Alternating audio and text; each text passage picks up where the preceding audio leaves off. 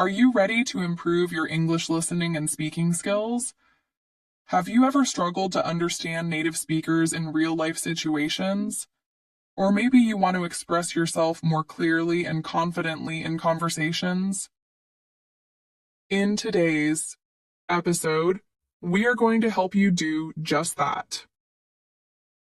Welcome to the English Pod community. If you're new here, we upload daily episodes to help you improve your English naturally. In this episode, you will hear real-life stories with useful vocabulary and expressions. Listening to these stories will help you understand English in everyday situations, and by repeating the phrases, you will improve your speaking skills too. Let's start with a simple question. Have you ever had a moment when you misunderstood someone in English? Imagine ordering food at a restaurant, but the waiter doesn't understand what you're saying. Or talking to a coworker, but missing an important detail in the conversation. These situations can be frustrating, right? Let me tell you a personal story. A few years ago, my friend Daniel traveled to New York for the first time. He was excited, but nervous about speaking English. On his first day, he walked into a small cafe to order breakfast. He wanted a croissant and a coffee, so he confidently said, "Can I have a croissant and a coffee, please?" But the cashier looked confused and asked, "Sorry, what was that?" Daniel repeated himself, but the cashier still didn't understand. He started feeling nervous. Then another customer stepped in and said, "He means a croissant." Suddenly, the cashier understood. This moment taught Daniel an important lesson. Sometimes pronunciation makes a big difference in understanding. He realized that even though he knew the words, hearing them in real conversations was different from learning them in a textbook. This is why listening is so important. The more you listen to real English, the more natural it becomes. And when you hear common phrases often, you will feel more confident using them yourself. Now let's talk about another real-life situation. My cousin Emma moved to Canada for work. She spoke English well, but when she arrived, she had trouble following conversations. People spoke quickly, used slang, and sometimes even interrupted each other.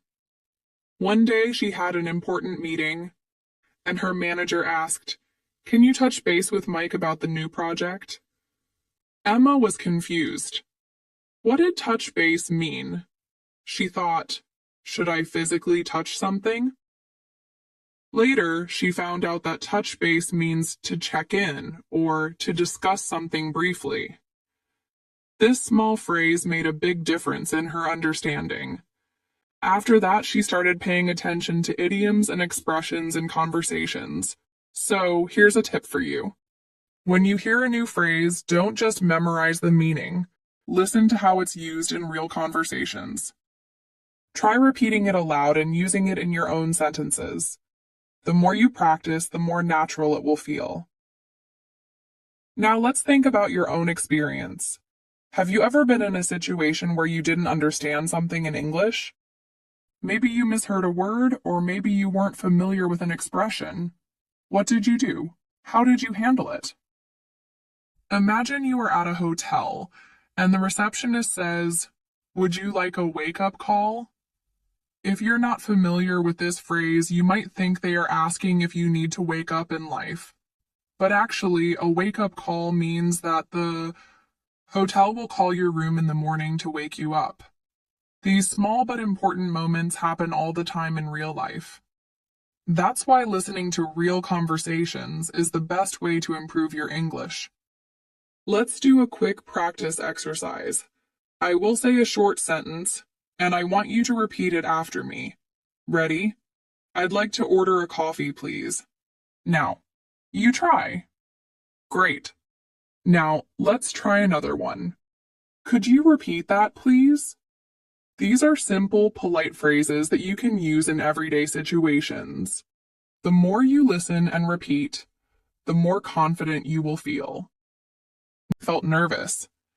But instead of staying quiet, he started asking questions like, "Sorry, what does that mean?"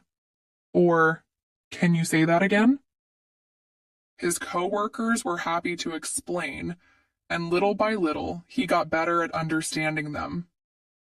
One day he was in a meeting and his manager said, "All right, let's wrap things up." This time, instead of feeling lost, he knew exactly what "moi." It meant, "Let's finish the meeting." He smiled to himself because just a few weeks earlier he wouldn't have understood that phrase. This is an important lesson for anyone learning English. Sometimes the words themselves are not difficult, but the way people say them in real conversations can be different from what you see in textbooks. That's why listening practice is so important. The more you listen to natural English, the more comfortable you will feel when speaking. Now, let's talk about another real-life situation. Imagine you are traveling to an English-speaking country for the first time. You arrive at the airport and you need to go through immigration. The officer asks, "What's the purpose of your visit?" If you are not now, let's continue with another real-life story. Now, let's continue with another real-life story. A few years ago, my friend David moved to London for a new job. He was excited because it was his dream to work in an international company. He had studied English for years, but he had mostly learned from books and grammar exercises. He thought he was prepared.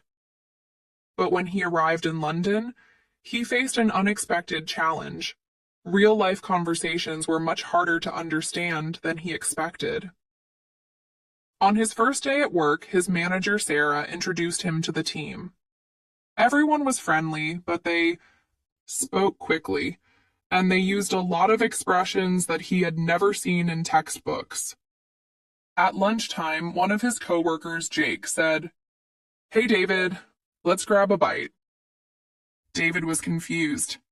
He thought, "Grab what? What does that mean?" He hesitated for a moment, then smiled and said, Okay."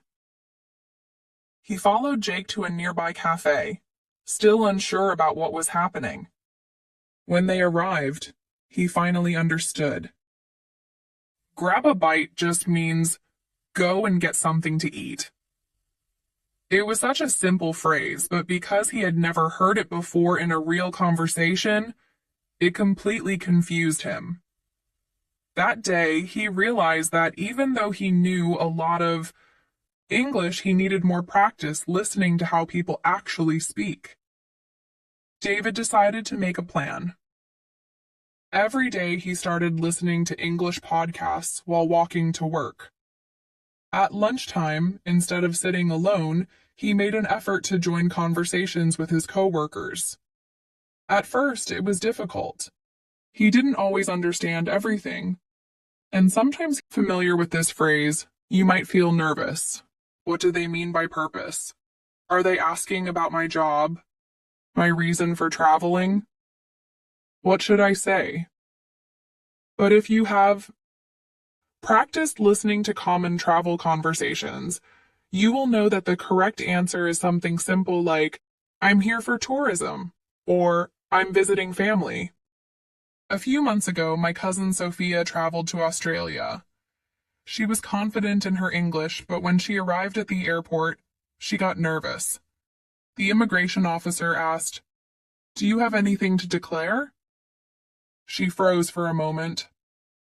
The word declare sounded serious, like something legal or official.